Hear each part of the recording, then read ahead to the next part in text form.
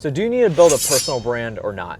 This is a question that a lot of people have because, it's kind of one of those things where people are turned off by the word personal brand because they kind of equate it to a guru or somebody that is just an influencer in kind of that general sense. But here's the thing is whether you like it or not, you already have a personal brand, because what a personal brand literally boils down to is that it's a reputation. It's the reputation that you have. So even if you don't have any social media content, you don't put anything out on Facebook, you don't put anything out on Instagram, you don't have a podcast or whatever, you still have a personal brand because it's literally just the reputation that you have. So it's your job to build that reputation. And how do you do that? Well, yeah, obviously you want to make sure that you're servicing your customers, your clients, and not taking advantage of people. And that's a big reputation destroyer if you're actually taking advantage of people and not serving them correctly. But the bigger key is that if you do actually serve your people well and you're actually delivering a good product or service, the content that you put out is the best builder for that reputation. So the question still appears, like, should you have a personal brand? Is that something that you should build? What are the advantages of it?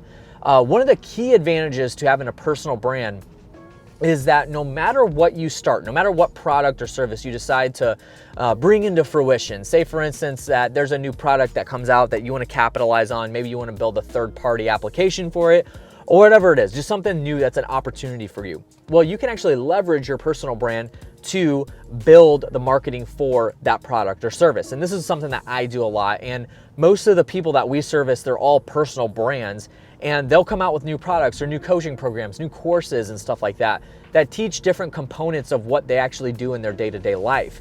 And you can leverage your personal brand to market that product, that course, that new service that you have, whatever it is. Let me give you an example. One thing that we're doing at Color Media is we're actually now offering consultations where we'll actually create a content marketing plan for you. So we'll go in and audit your current content, any of the content that your competition's doing. We'll do like a full-on content plan for you. We're actually giving you the foundations of what you need to put out consistent contextual content. And that's a new product that we just started coming out with this year. And that is something that I am now leveraging for my personal brand. So I'm going to use my personal brand to push that new service that we have.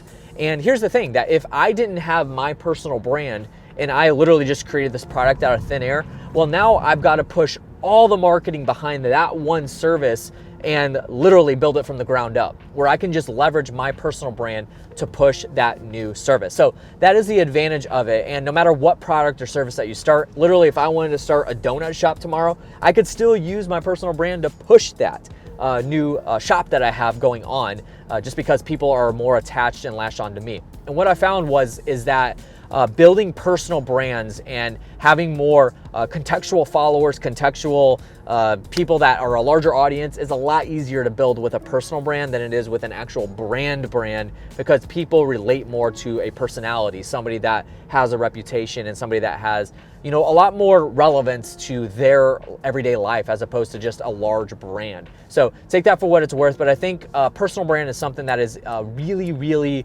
good and valuable to invest in, and essentially it is an asset for your marketing. So make sure you kind of evaluate, is this something that you should do or should move forward with or not, because I think that is something that is a force to be reckoned with if you build it correctly.